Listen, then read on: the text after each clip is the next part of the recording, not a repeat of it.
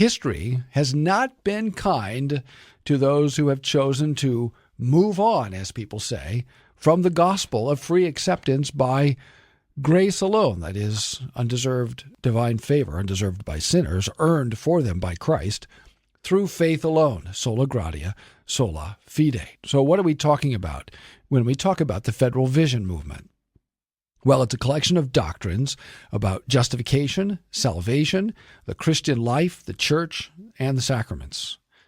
And it wants to be regarded as Reformed, but it's been rejected soundly by most of the confessional Reformed and Presbyterian churches in North America. Why did it get rejected? Well, it's a movement that teaches a two-tier or two-plane doctrine of salvation, P-L-A-N-E. On one plane or one tier is said to be, by the Federal Visionists now, the divine decree from all eternity.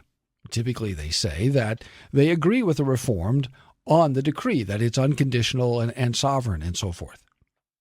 There is another plane, however, to their theology, and that is the historical. Now, that's true for Orthodox Reformed theology as well. But there's a difference between Orthodox confessional Reformed theology and the Federal Vision. When it comes to history, the Federal Vision movement teaches, in contrast to what the Reformed churches confess and what the Word of God teaches, right? The Federal Vision teaches that through baptism, God confers a temporary election, a temporary faith, a temporary justification, a temporary union with Christ, and a temporary adoption, and that the baptized will keep those benefits that they've been given temporarily, conditionally, historically, if they do their part. And what is their part?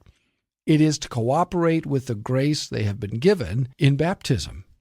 If they cooperate sufficiently, they will remain elect, united to Christ, justified, adopted, and so forth.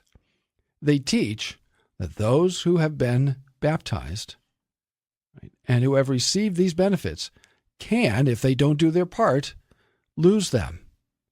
They teach that believers, real, true believers who are united to Christ, who are members of the vine in reality, not just formally, not just outwardly, but actually, substantially, members of the vine, they do apostatize, they do get cut off. In short, they teach, in by grace, stay in through works or cooperation with grace. But when the medieval church taught stay in by cooperation with grace, the Protestants said that is works theology. That's a works doctrine of salvation. And so that's why I use that language, because it's exactly what the Protestants said. That's how we understood Paul's teaching when he contrasted grace and works. We interpreted what the medieval church had said and what the Roman church was then teaching, and still teaches today, by the way, not as grace, but as works. When you say Christ and, you've corrupted the gospel. That and ruins the gospel.